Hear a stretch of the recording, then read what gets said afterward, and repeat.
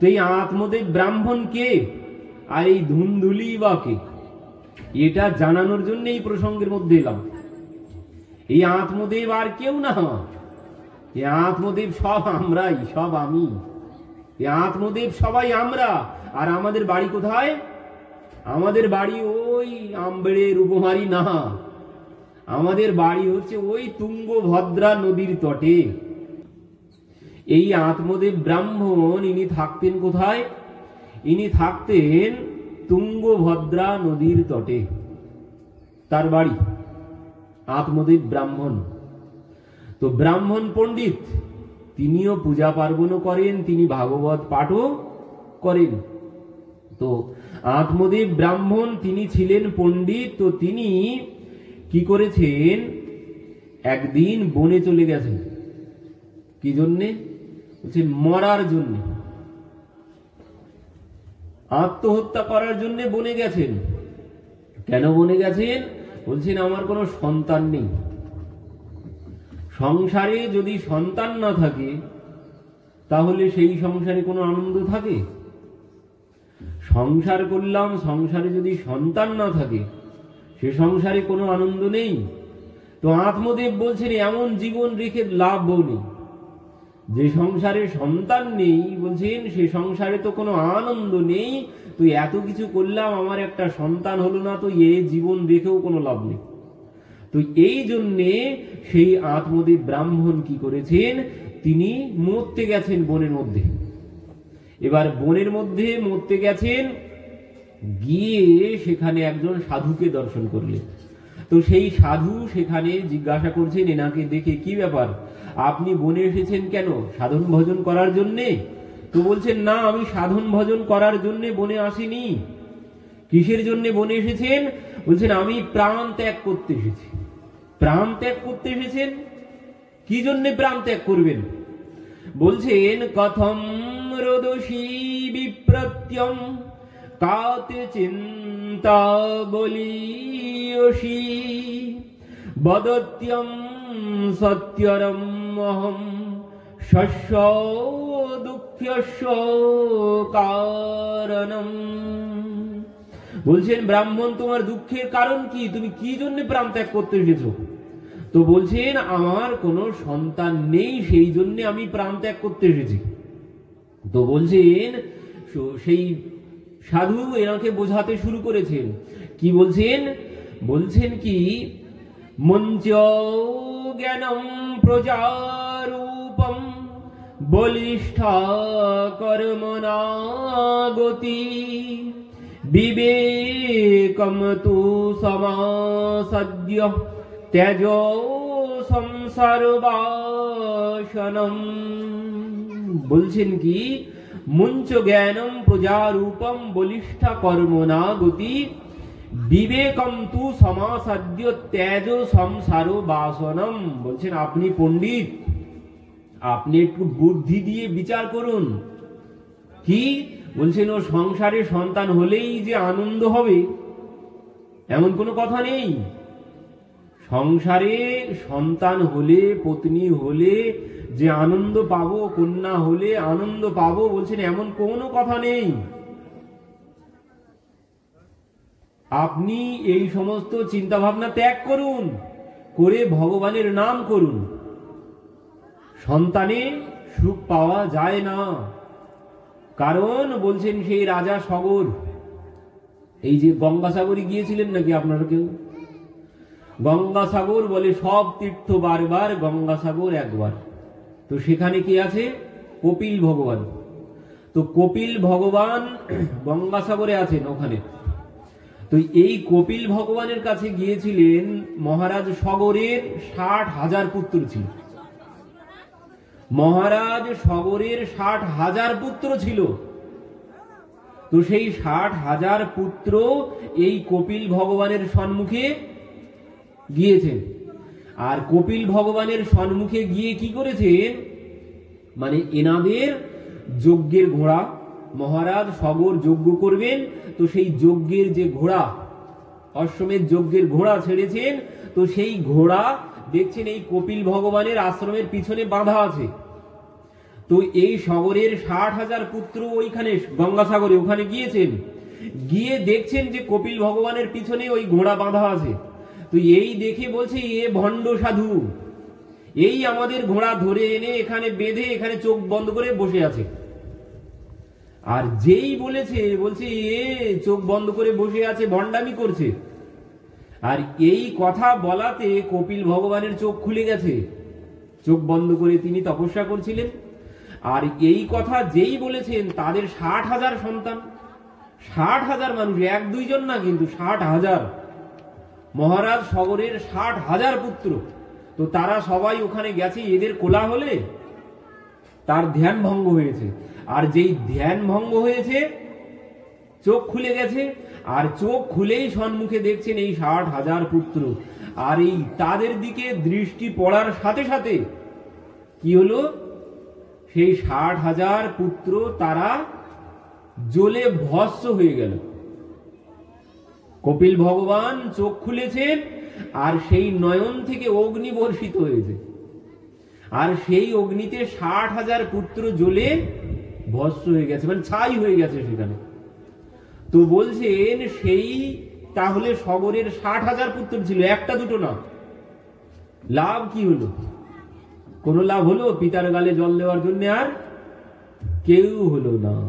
পরবর্তীতে এবার পিতাই চিন্তা করছেন পুত্রদের তো উদ্ধার করতে হবে, তো কি করে উদ্ধার করা যায়? তো সেই পুত্রকে উদ্ধার করার জন্য কত কিছু করেছেন, কত যজ্ঞ, কত তপস্যা, কত কিছু করলেন, কিন্তু উদ্ধার করতে পারলেন না। কয়েক পুরুষ চলে গেল। তো এই মহারাজ সগরের বংশে এলেন ভগীরথ। তো সেই ভগীরথ ভাগীরথীকে মানে গঙ্গা দেবীকে নিয়ে এলেন তপস্যা করে। এই ভগীরথের তপস্যায় গঙ্গা দেবী নেমে এলেন আর ওই সাগরে গেলেন। সাগর নাম হয়েছে কেন? মানে সগরের 60,000 পুত্রের ভস্ম ওখানে পড়েছিল, তাই নাম হয়েছে সাগর। সাগর থেকে হয়েছে সাগর। তো ওই গঙ্গা দেবী ওই যেদিন মকর সংক্রান্তির দিন, ওই দিন গঙ্গা দেবী ওই সাগরে উপস্থিত হয়েছিলেন। আর এই গঙ্গা জলের স্পর্শে ওই সেই ছাই যখন এই গঙ্গা জলে স্পর্শ করেছে, সেই স্পর্শের সাথে সাথে সগরের 60,000 পুত্র সব পরম ধাম গমন করলেন। তো সেদিন থেকেই ওই গঙ্গাসাগরের মেলার সৃষ্টি হয়ে গেল সেখান থেকে। এই জন্য সবাই ওখানে প্রতি বছর স্নান করতে যান ওই মকর সংক্রান্তির দিন, মানে যেদিন মহারাজ সগরের 60,000 পুত্র পরম ধাম গমন করেছিলেন। তো এই পিতার কোনো উপকার হলো? এনার তো 60,000 পুত্র ছিল, তাতে পিতার কোনো কল্যাণ হয়েছে? পিতার তো কোনো কল্যাণ হলো না। তো বলছেন আপনি এই সমস্ত চিন্তা ভাবনা বাদ দেন যে সন্তান হলেই যে সুখ হবে আর সন্তান না থাকলে যে দুঃখ। বলছেন এমন কোনো কথা নেই। আপনি এই সমস্ত কথা চিন্তা ভাবনা ত্যাগ করে আপনি গৃহে চলে যান। শুনুন, আমি একটা কথা বলি, শুনুন। আপনার সঙ্গে যে এতক্ষণ আমি কথা বলছি, বলতে বলতে আপনার কপালের রেখা আমি পড়ে ফেলেছি। কি পড়েছেন শুনবেন। আপনার কপালে কি লেখা আছে? কি লেখা আছে? শৃণু বিপ্র ময়া তে অদ্য প্রারব্ধম তু বিলোকিতম সপ্ত জন্ম অবধি তব পুত্র নৈব চ নৈব চ। কি বলছেন? শৃণু বিপ্র ময়াতে অদ্য, বলছেন ব্রাহ্মণ শোনো, প্রারব্ধম তু বিলোকিতম, মানে তোমার প্রারব্ধ আমি দেখতে পেয়েছি, পড়ে ফেলেছি। কি বলা আছে শুনবেন? কি বলা আছে? বলছেন সপ্ত জন্ম অবধি, বলছেন ব্রাহ্মণ সপ্ত জন্ম অবধি তব পুত্র নৈবচ নৈবচ। বলছেন আপনি যে এই জন্মে পুত্র নেই তাই প্রাণ ত্যাগ করতে এসেছেন, কিন্তু আপনার ভাগ্য রেখা আমি পড়েছি, আর সেখানে লেখা আছে সপ্ত জন্ম অবধি তব পুত্র নৈবচ নৈবচ, মানে আপনার 7 জন্মেও পুত্র হবে না। আর এই কথা বলাতেই ব্রাহ্মণ তো সেখানে মাথা ঠুকতে শুরু করেছে। বলছেন, ব্রাহ্মণ কি করছেন, কি করছেন? বলছেন, আমি আপনার সম্মুখে প্রাণ ত্যাগ করবো এক্ষুনি। কেন? বলছেন, আমি এক জনমের দুঃখ নিয়ে ঘর ত্যাগ করেছি, বাড়ি ত্যাগ করেছি, ঘর বাড়ি সংসার সব ত্যাগ করেছি এক জনমের দুঃখ নিয়ে। এক জনমের দুঃখ সহ্য করতে পারছি না, আর আপনি সেই দুঃখ 7 গুণ বাড়িয়ে দিয়েছেন, মানে 7 জনমেও আমার পুত্র হবে না। তো আমি আপনার সম্মুখে প্রাণ ত্যাগ করব, আর না হলে আপনি ব্যবস্থা করুন। মানে আপনি যখন বলতে পেরেছেন 7 জনমেও আমার পুত্র হবে না, তাহলে আপনি ব্যবস্থা করতে পারবেন, না হলে আপনার সম্মুখে আমি প্রাণ ত্যাগ করব। সাধু বলছেন, হায় হায় হায়, এ তো বিনা কারণে ঝামেলা জুটালাম, বিনা কারণে ঝামেলা জুটিয়ে নিলাম। বলছেন, এতে কি হবে? ইনি ব্রাহ্মণ, সম্মুখে যদি প্রাণ ত্যাগ করে তো ব্রহ্ম হত্যার পাপ লাগবে। তো এ তো বিনা কারণে ব্রহ্ম হত্যার পাপ নিতে হবে আমাকে, বলেও মুশকিল করলাম। তো এখন কি হবে? তখন সেই সাধু বাবা কি করলেন, একটা ফল তার হাতে দিলেন, দিয়ে বললেন, যাও তোমার পত্নীকে খাইয়ে দিও, তোমার পত্নীর সন্তান হয়ে যাবে। তো এই কথা শ্রবণ করে খুব আনন্দ, আর তো আনন্দের শেষ নেই। তিনি এবার বাড়িতে এসেছেন, ধুন্ধুলি পত্নী তো হাঁকা হাঁকি ডাকা ডাকি শুরু করে দিয়েছেন রাস্তার থেকে। এবার ধুন্ধুলি বাইরে এসেছে, কি হয়েছে বলো? আরে কি হয়েছে মানে, এই দেখ তোর জন্য কি নিয়ে এসেছি। কি নিয়ে এসেছো? এবার ওই বার করেছে ঝোলার থেকে ওই একটা ফল, যে এই দেখ তোর জন্য ফল এনেছি।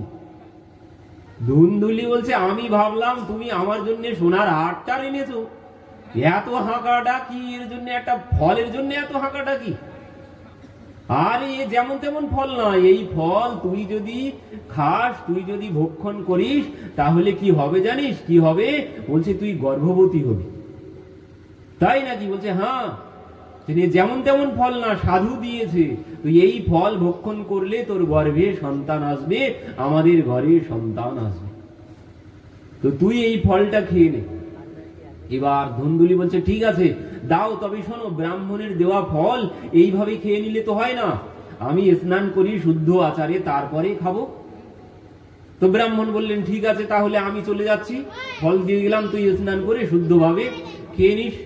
বলছেন, হ্যাঁ দিয়ে যাও। এইবার কি হয়েছে? কিছুক্ষণ পরেই ভাবতে শুরু করেছেন, এ তো যেমন তেমন ফল না, ব্রাহ্মণের দেওয়া ফল। আর ব্রাহ্মণের দেওয়া ফল গর্ভে যদি সন্তান আসে, যেমন তেমন সন্তান আসবে না। সে আবার শুনেছে একটু আধটু ভাগবত পাঠে, কি বলছেন, ওই সুখদেবজি মায়ের গর্ভে 12 বৎসর বসেছিল। কি হলো? ও বলছেন, সুখদেবজি মায়ের গর্ভে 12 বৎসর বসেছিল। তো এ তো সাধুর দেওয়া ফল, আমার গর্ভে যদি সন্তান আসে, আর যদি অমন অবস্থা হয় 10 মাস সহ্য করা যায় না যন্ত্রণা, আর যদি 12 বৎসর আমার গর্ভের মধ্যে বসে থাকে, তো এই যন্ত্রণা ভোগ করবে কে? তারপরে কি বলছেন, তারপরে ওই গর্ভে যদি অমন হয়, তখনও তো ঘরে যদি চোর ডাকাত আসে, পালাতে পারবো না তো। ঘরে যদি আগুন ধরে যায়, দৌড়াতে পারবো না তো। তো এই নানান রকমের চিন্তা তার মাথার মধ্যে এসে গেছে। এবার কি হয়েছে, কিছুক্ষণ পর তারই বোন এসেছে। বোনকে এবার সব বলেছে। বোন বলছে, শোন, তোর ঘরে খাবার আছে, খাবার লোক নেই, আর আমার ঘরে খাবার লোক আছে, খাবার নেই। তো তুই এক কাজ কর, এই ফল তোর খাওয়ার দরকার নেই, আমি গর্ভবতী, তো আমার সন্তানটা তোকে দিয়ে দেব। আর তাহলে এই ফল কি করব? বলছেন, তোদের যে গাভী আছে তারও তো কোনো বাচ্চা হয় না, তো ফলটা গাভীকে খাইয়ে দে, যদি সত্যিকারের ফল হয় তো পরীক্ষা হয়ে যাবে ওখান থেকে। ফলটা গাভীকে খাইয়ে দে, আর কিছুদিন একটু নাটক করবি, ঘর থেকে বাইরে বেশি যাবি না, পেটে একটা বালিশ টালিশ বেঁধে বসে থাকবি, বলবি যে গর্ভে সন্তান এসেছে। তো এবার সে ওই বসে বসে নাটক করতে শুরু করেছে। এবার কি করলো, ওই ফলটা গাভীকে খাইয়ে দিল। ফলটা গাভীকে খাইয়ে দেওয়ার পরে কিছুদিন পর এর বোনের সন্তান হলো। তো বোনের সন্তান হওয়ার পরে বলছেন, সেই সন্তানকে এ বাড়িতে এনেছে, এনে বলছেন আমার সন্তান হয়ে গেছে। বলছেন ত্রিমাসে নির্গতে চাথ সধেনু সুশভে অর্ভকম সর্বঙ্গ সুন্দরম দিব্যম নির্মলম কনক প্রভম। বলছেন সেই গাভীটারও কিছুদিন পরে একটি ত্রিমাসে নির্গতে, 3 মাস পরে, মানে এর ওই সন্তান আনার 3 মাস পরে গাভীটার একটা সন্তান হয়েছে। আর সেই সন্তান কেমন? বলছেন তার অঙ্গের জ্যোতি স্বর্ণের মতো, কিন্তু কানটা সাধারণ মানুষের মতো না, গাভীর কানের মতো। এই জন্যে তার নাম রেখেছিল গোকর্ণ, ব্রাহ্মণ নাম রেখেছে। এবার ধুন্ধুলি যখন সন্তানকে এনেছিল, এনে ব্রাহ্মণ বলছে তাহলে এবার পাঁজি পুঁথি খুলে ভালো করে একটা নাম রাখি। ধুন্ধুলি বলছে তা কি করে হয়? আমার ছেলে, আমি এত কষ্ট করলাম, আমি জন্ম দিলাম, আমার ছেলের নাম তুমি রাখবে, সে কি করে হয়? আমার ছেলের নাম আমি রাখবো, আর আমার নামের সাথে মিলিয়ে আমি নাম রাখবো। তো আমার নাম কি? ধুন্ধুলি। আমার ছেলের নাম হবে ধুন্ধুকারী। ধুন্ধুলি আর ধুন্ধুকারী, ধুন্ধুলির ছেলে ধুন্ধুকারী। তো এই এদিকে কিছুদিন পরে সেই ধুন্ধুকারী হলো মহাখলা। গোকর্ণ মহান পণ্ডিত হয়ে গেলেন। এবার কি হয়েছে? কিছুদিন পর সেই ধুন্ধুকারী কি করেছে? ওই গ্রামে চুরি ডাকাতি করতে শুরু করে দিয়েছে। আত্মদেব ব্রাহ্মণ আর ঘর থেকে বাইরে বার হতে পারে না, সবাই উল্টো পাল্টা গালি দিতে শুরু করেছে। আত্মদেব ব্রাহ্মণ আর মুখ দেখাতে পারছে না কাউকে। এবার বলছেন সন্তান হলো কেন? এবার একদিন আত্মদেব ব্রাহ্মণ পুনরায় সেই বনে গেছেন মরতে। কেন? প্রথমে গিয়েছিলেন সন্তান নেই তাই, আর এবার মরতে গেছেন সন্তান হলো কেন? সন্তান হলো কেন? সেই জন্য সে মরতে গেছেন। কিন্তু পরবর্তীতে এখানে তার যে আরেকটি ছেলে ছিল গোকর্ণ, গোকর্ণ পিতাকে খুব ভালো করে বোঝালেন। বলছেন পিতা শোনো, এই সংসারে কেউ কারোর না, এই সংসারে কোনোদিন সুখ পাওয়া যায় না। এই সংসারের নাম কি? এই সংসারের নাম হচ্ছে দুঃখালয়। যেমন বস্ত্রালয়, পুস্তকালয়, যেখানে পুস্তক পাওয়া যায় সেটিকে বলে পুস্তকালয়, যেখানে বস্ত্র পাওয়া যায় সেটি হচ্ছে বস্ত্রালয়। আর যেখানে এই সংসারে এখানে দুঃখ ছাড়া কোনো কিছু পাওয়া যায় না, তাই এই সংসারের নাম হচ্ছে দুঃখালয়। ও সবাই ভাবে ও হয়তো সুখে আছে, সবাই ভাবে পাশের বাড়ির লোকটাই সুখে আছে, আমার যত দুঃখ। আবার ওই ভাবছে ও আমার বাড়ির পাশের লোকটাই যত সুখে আছে, যত দুঃখ সব আমারই আছে। এই একজন আর একজনকে ভাবছে যে সেই সুখে আছে, কিন্তু এখানে কেউ সুখী নেই। দিন কহে ধনবান সুখী, ধনবান कहे सुख राजा को भारी, राजा कहे सुख महाराजा को, महाराजा कहे सुख इंद्र को भारी, इंद्र कहे सुख चतुरानन को, चतुरानन कहे सुख विष्णु को भारी। तुलसीदास बिचारी कहे हरि भजन बिनु सब जीव दुखारी। বলছেন এখানে সুখী কে? বলছেন এখানে সুখী যিনি সব কিছু ত্যাগ করেছেন, যিনি সব কিছু ত্যাগ করেছেন, একমাত্র সুখে তিনিই আছেন। এখানে সুখী ওই অনেক হলে সুখী হব এ কোনোদিন না। যার নেই তার একরকম দুঃখ, যার নেই তার একরকম দুঃখ, সে ভাবছে আমার নেই কেন, থাকলে এই করতাম, থাকলে ওই করতাম, নানান রকম কল্পনা যার নেই। আর যার আছে বেশি তার কি হচ্ছে? এনার নেই বলে ঘুম হচ্ছে না একজনের, আর একজনের অনেক আছে বলে ঘুম হচ্ছে না। কোথায় রাখবো? চোরে না নিয়ে যায়, ডাকাতিতে না নিয়ে যায়, ব্যাংকে রাখবো তো ব্যাংকে ওদিকে এখন এটিএম কার্ড হয়েছে, যেখান থেকে সেখান থেকে যখন তখন টাকা নিয়ে চলে যাচ্ছে। শান্তি কোথাও নেই। যার আছে তারও শান্তি নেই, যার নেই তারও শান্তি নেই। তো বলছেন পিতা সবকিছু ত্যাগ করুন, এই সমস্ত চিন্তা ভাবনা ত্যাগ করুন। কি বলছেন? দেহে অস্তি মাংস রুধিরে ভীমতিম তেজত্যম জায়া সুতাদিষু সদা মমতাম বিমঞ্চ পশ্বানিশম যৌদিদম সনভঙ্গনিষ্ঠম বৈরাগ্যরসিক ভবভোক্তিনিষ্ঠ।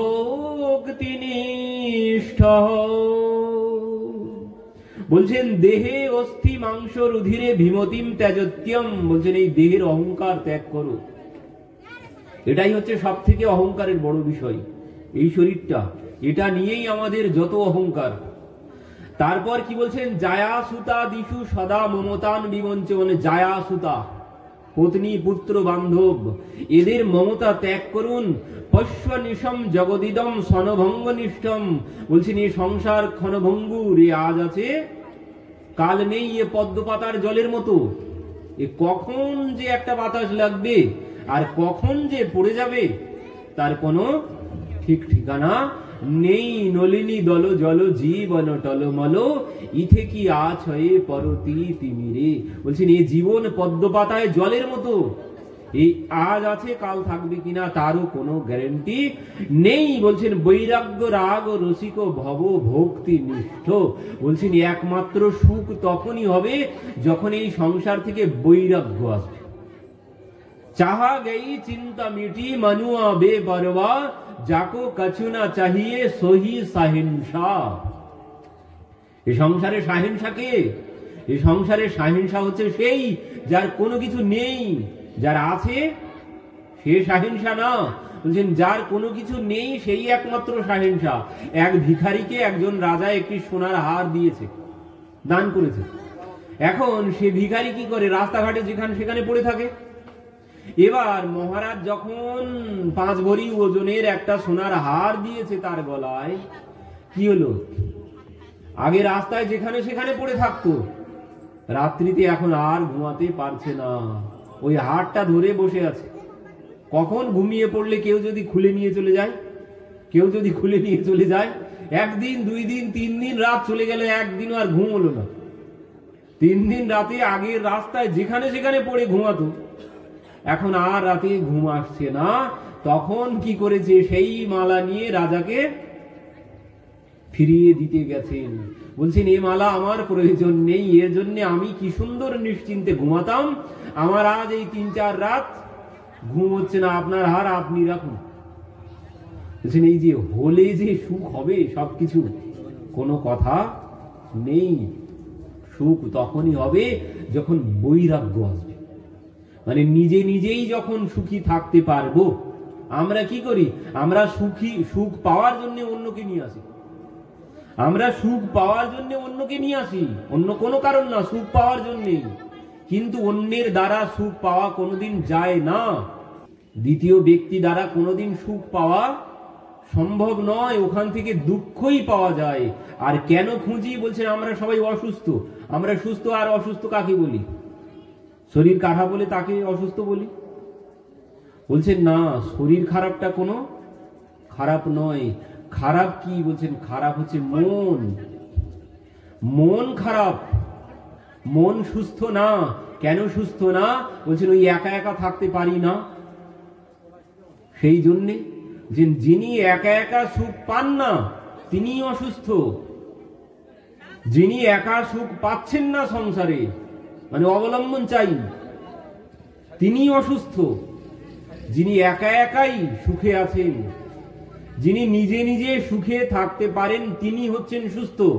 কিন্তু আমরা কেউ সুস্থ না, আমরা থাকতে পারি না, আমরা কাউকে ছেড়ে থাকতে পারি না। হঠাৎ যদি পুত্র বিয়োগ হয় বা পত্নী বিয়োগ হয়, কি হয়, পাগল হয়ে যায়, অনেকে পাগল হয়ে যায়। কেন, বলছেন আমি আর সুস্থ থাকতে পাচ্ছি না, আমি ওই অবলম্বন ধরেই বেড়ে যাচ্ছিলাম, আমি পুত্রকে বা পত্নীকে বা পতিকে ধরে বেড়ে যাচ্ছিলাম, কিন্তু সে চলে গেছে, মানে আমার অবলম্বন চলে গেছে, সেই জন্য সে পাগল হয়ে গেছে।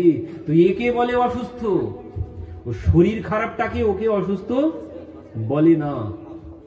তো বলছেন এখানে ধর্মম ভজস্ব সতত ত্যাজ লোক ধর্মন সেবস্য সাধু পুরুষ জহি কাম তৃষ্ণম অন্যস্য দোষ গুণ চিন্তন মা সুমুক্তিয়া সেবা কথা রস মাহু নিতরম পিবত্যম। কি বলছেন?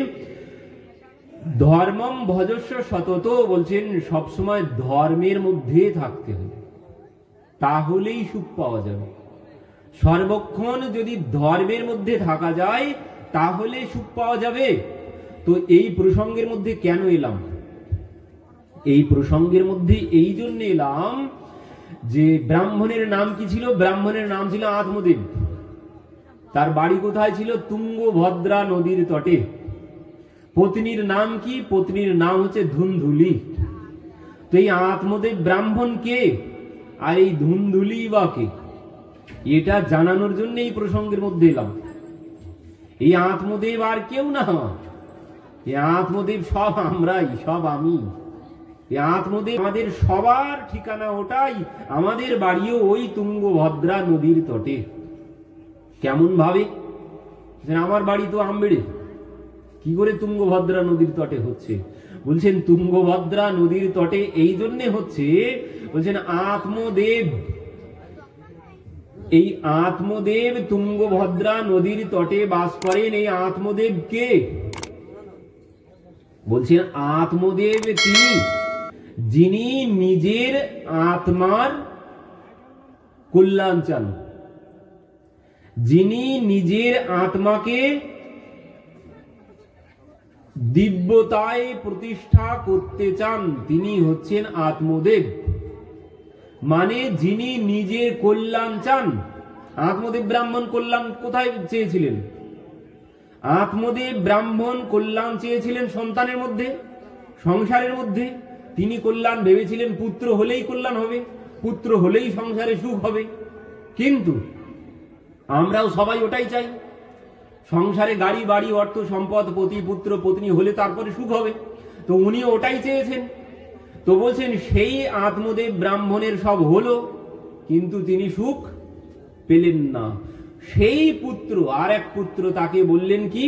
বলছেন পিতা এখানে সুখ পাওয়া যাবে না। বলছেন ওই সব কিছু ত্যাগ করো, করে সদা সর্বক্ষণ ভগবানের চিন্তনে মগ্ন হও যদি সুখ পেতে চাও।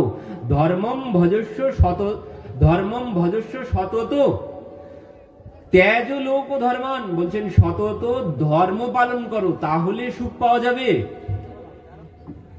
লোক ধর্ম মানে এই সংসারের ধর্ম ত্যাগ করতে হবে, তাহলে সুখ পাওয়া যাবে। তো এবার সেই আত্মদেব ব্রাহ্মণ কি করলেন? তিনি বনে চলে গেলেন, গিয়ে সেখানে ভগবানের সাধনায় মগ্ন হয়ে গেলেন। তো প্রথমে যিনি সুখ খুঁজেছিলেন সংসারের মধ্যে, যিনি সংসারের মধ্যে সুখ খুঁজেছিলেন কিন্তু সুখ পাননি, তিনি পরবর্তীতে সব ছেড়ে বনে গিয়ে ভগবানের নাম করতে শুরু করলেন। মানে কি? মানে আত্মার উদ্ধার চাইলেন, মানে আত্মার কল্যাণ চাইলেন। তো যিনি নিজের আত্মার কল্যাণ চান তিনি হচ্ছে আত্মদেব। ইনি প্রথমেও কল্যাণ চেয়েছেন, সংসারের মধ্যেও কল্যাণ খুঁজেছেন, সেখানে কল্যাণ পাননি, এবার বনে চলে গেছেন নিজের কল্যাণের জন্যই। তো বলছেন এই যিনি নিজের কল্যাণ চান তিনি হচ্ছেন আত্মদেব, যিনি সংসারের মধ্যে সুখ খুঁজছেন তিনি হচ্ছে আত্মদেব। তবে ওই সংসারের মধ্যে সুখ পাওয়া কোনোদিন সম্ভব নয়। এই আত্মদেব যেখানে সুখ পেয়েছে ওইখানেই একমাত্র সুখ পাওয়া যাবে, সংসারে কোনোদিন সুখ পাওয়া সম্ভব নয়। খেলার সাথী গো যারা, সাথে যে যাবে না তারা, একলাই চলে যেতে হবে সাধের এ দেহখানি, নিয়ে যে শ্মশান ভূমি এক মুঠো ছাই হয়ে রবে। তিনি খেলার সাথী মনে করছি যারাই আমার সুখের সঙ্গী, এরা কেউ আমার সাথে যাবে না, আমাকে একাই যেতে হবে। ধনানি ভূমৌ পশবশ্চ গোষ্ঠে ভার্যা গৃহদ্বারি ইয়না শ্মশানে দেহশ্চিতায়াম কর্মম সগচ্ছতি। বলছেন যাবে কে সাথে? বলছেন ও ধনানি ভূমৌ মানে বাড়ি গাড়ি অর্থ সম্পদ সব এই ভূমিতেই পড়ে থাকবে। আর কি ও আত্মীয় স্বজন বন্ধু বান্ধব ওরা ওই শ্মশান পর্যন্ত যাবে, তারপর আর কেউ যাবে না। তারপর যাবে কি এই শরীরটা, বলছেন এই শরীরটা ওই চিতা পর্যন্ত যাবে, তারপরে এই শরীরটাও যাবে না। তারপর যাবে কি, বলছেন তারপর যাবে যা যা কর্ম এখানে করব, যেমন যেমন কর্ম করব তেমন তেমন ফল আগামীতে ভোগ করতে হবে। তো কল্যাণ, যিনি নিজের কল্যাণ চান তিনি হচ্ছেন আত্মদেব। বাড়ি কোথায়? তুঙ্গভদ্রা নদীর তটে। তো বলছেন তুঙ্গভদ্রা, তুঙ্গ মানে কি? তুঙ্গ মানে উঁচু, তুঙ্গ শিখর বলে না, তুঙ্গ শিখর মানে তুঙ্গ মানে উঁচু, আর ভদ্রা মানে কল্যাণ। তুঙ্গভদ্রা মানে সব থেকে কল্যাণের বিষয় হচ্ছে এই মানব শরীর। এই সংসারে বলছেন ওই 84 লক্ষ জনির মধ্যে একমাত্র শ্রেষ্ঠ এই মানব শরীর। বড় ভাগ্য মানসতন পাবা সাধন ধাম মোক্ষকর দ্বারা। বলছেন এই বড় ভাগ্যের ফলে এই মানব শরীর পেয়েছি। আর কি জন্যে পেয়েছি? বলছেন শুধুমাত্র ভগবানকে পাওয়ার জন্য, নিজের কল্যাণের জন্য এই মানব শরীর পেয়েছি। ওই নিজের কল্যাণ মানে আত্ম কল্যাণের জন্য, অন্য কোনো কারণ না। এই গাড়ি বাড়ি অর্থ সম্পদ এগুলো একটাও লক্ষ্য নয়, এগুলো সব উপলক্ষ্য, এগুলো একটাও লক্ষ্য নয়। বলছেন একমাত্র লক্ষ্য আত্ম উদ্ধার, ভগবানকে পাওয়া, এটাই হচ্ছে জীবের লক্ষ্য।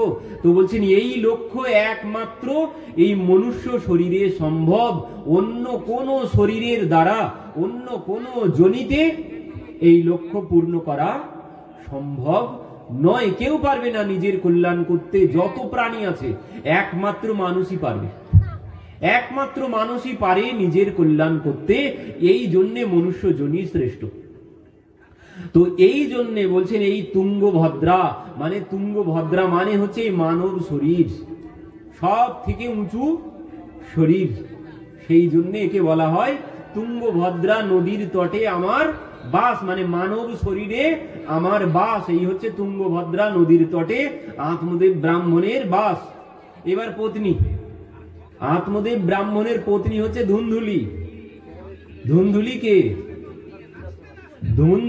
আত্মদেবের পত্নী হচ্ছেন ধুন্ধুলি। তো বলছেন ওই ধুন্ধুলি আর কেউ না, আমারই পত্নী, আমারই পত্নী হচ্ছে ধুন্ধুলি। কি করে হচ্ছে? বলছেন এই ধুন্ধুলি আর কেউ না, এই ধুন্ধুলি হচ্ছে আমার মন, মন রূপী পত্নী। আর এই পত্নী সবার আছে, এই ধুন্ধুলি কিন্তু সবার কাছে আছে। আরে ধুন্ধুলি, ধুন্ধুলি শব্দের অর্থ কি? ধুন্ধুলি শব্দের অর্থ হচ্ছে ওই কি বলবো, কুয়াশা বললে ভুল হবে না। ধুন্ধুলি শব্দের অর্থ তমসাচ্ছন্ন, তমসাচ্ছন্ন মানে কুয়াশাচ্ছন্ন। আমাদের মন রূপী পত্নী, আর সেই মনটা ওই তমসাচ্ছন্ন মানে অন্ধকার আচ্ছন্ন, মানে মায়ার মায়ার অন্ধকারে আচ্ছন্ন হয়ে আছে এই ধুন্ধুলি। আর একে যখন ওই একটু বোঝানো হবে, মানে এসে বলল, পতি এসে বলেছে এই ফলটা যদি তুই খাস তাহলে তোর পুত্র হবে। তো বললেন ঠিক আছে আমি খেয়ে নেব। তো মনটাকে বলা হচ্ছে, সে শুনল যে এটাই হচ্ছে আমার লক্ষ্য, ভগবানের সেবা করা, ভগবানের নাম করা, এটাই হচ্ছে আমার লক্ষ্য। কিন্তু কি হবে? কয়েকদিন পর, এখন কথা শুনছি, এখন হয়তো মাথা নাড়ছি, হ্যাঁ এটাই সত্যি, এখন মাথা নাড়ছি এটাই সত্যি, এটাই করতে হবে। ও বাড়ি গাড়ি ও সব মিথ্যা, ও সব কেউ সাথে যাবে না, সব শুনছি মাথাও নাড়ছি, বলছি হ্যাঁ ওটাই সত্য। কিন্তু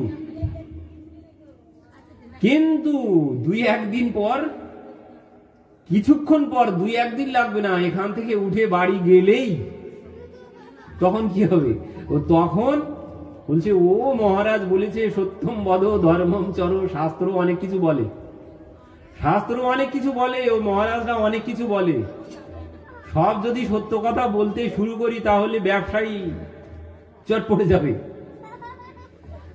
আমি ব্যবসা করি তো মহারাজ বলেছে সত্য কথা বলতে হবে, মিথ্যা বলা যাবে না। দোকানে গিয়ে বসলাম, দোকানে গিয়ে বসে 10 টাকার মাল আমাকে 20 টাকায় বিক্রি করতে হবে। এবার যদি মনে পড়ে তখন যে মহারাজ বলেছে মিথ্যা বলা যাবে না, তখন কি বলবো? বলছে ওসব কথা, ওসব বলতে হয় তাই বলেছে। এখন যদি আমি সত্য বলি আমার ব্যবসা সব বন্ধ হয়ে যাবে, ব্যবসা লাঠে উঠে যাবে। তো এই জন্যে বলছে ওই আস্তে আস্তে আস্তে আস্তে ধুন্দুলি কি বলছে যে এই ফল যদি খাই এই হয় সেই হয়, নানান রকমের কথা। তো সে ফল খেলো না। তো বলছেন ওই কিছুক্ষণের জন্য বলেছিল যে খেয়ে নেব, কিন্তু পরে আস্তে আস্তে সেটাকে ওই কুয়াশা এসে মানে মায়া এসে আচ্ছন্ন করে নিয়েছে। মানে কাকে? মনটাকে। মনটাকে মায়া আচ্ছন্ন করে ফেলেছে। ও সবার কথার কথা মনে হচ্ছে। তবে কি বলছেন এখন হয়তো কথার কথা মনে হচ্ছে, কেউ একবার শুনেই পরিবর্তন চলে আসে কারোর জীবনে, আর কারো যদি পরিবর্তন না আসে তাহলে কি হবে? ওই আত্মদেবের মতোই অবস্থা আমারও হবে। যদি আমি এখন সময় থাকতে, দিন থাকতে দিনের নাম গ্রহণ করি তো ভালো, আর যদি না গ্রহণ করি তখন কি হবে? তখন এই আত্মদেবের মতোই পরিস্থিতি আমার সাথেও হবে। আত্মদেবের পুত্র ধুন্ধুকারী, ধুন্ধুকারী কি করলো? চুরি ডাকাতি করতে শুরু করলো। তো আত্মদেব বাধ্য হয়ে সংসারে থাকতে পারলেন না, চলে গেলেন। পরবর্তীতে কি হলো? পরবর্তীতে আত্মদেব ব্রাহ্মণ যখন চলে গেছে, এবার ছেলে মাকে বলছে বল বাবা সব মালপত্র কোথায় রেখেছে বল। না বললে উনানের থেকে পোড়া কাঠ, জ্বলন্ত কাঠ বার করে এনেছে, যে এই জ্বলন্ত কাষ্ঠ দিয়ে মারবো। এই বলে ওই জ্বলন্ত কাষ্ঠ নিয়ে তাড়াতে শুরু করেছে। মা ছুটতে শুরু করেছে, ছুটতে ছুটতে কুয়োর মধ্যে পড়ে প্রাণ হারালেন। তো বলছেন এই গতি হবে, কথা না শুনলে এই গতি হবে, অকালেই মরতে হবে। যদি আগের থেকে সাবধান হও তো ভালো, আর যদি না হও তো এই গতি আমারও হবে। বলছেন ভালোই ভালোই যদি হয় তো হলো, না হলে ওই বলছেন যেখানে আমার মমতা বেশি আছে, যেখানে সংসারে আমার মমতা বেশি আছে, ও সে যখন লাথি মারবে তখনই আমার চৈতন্য ফিরবে। আর এটাই হচ্ছে সংসারের নিয়ম। যেখানে আজ মন দিয়ে রেখেছি, যেখানে মন দিয়ে রেখেছি সেই একদিন লাথি মারবেই মারবে। এটাই হচ্ছে সংসারের নিয়ম। আত্মদেব ব্রাহ্মণকে তার ছেলের জন্যে সে চলে গেল, ছেলের জন্যেই তার মা প্রাণ হারালো। তো এই জন্যে বলছেন ঠিক আমাদেরও অবস্থা ওই একই রকম হবে। বলছেন এখনই যদি ঠিক পথে না চলতে পারি তাহলে ওই যার কাছে মন দিয়ে রেখেছি ও সেই একদিন তোমাকে লাথি মারবেই মারবে। মানে আসক্তি লাথি মারবে, আসক্তি। ছেলে না, আসক্তি লাথি মারবে। মানে যেখানে আমার আসক্তি আছে সেখান থেকেই আমাকে লাথি খেতে হবে। তো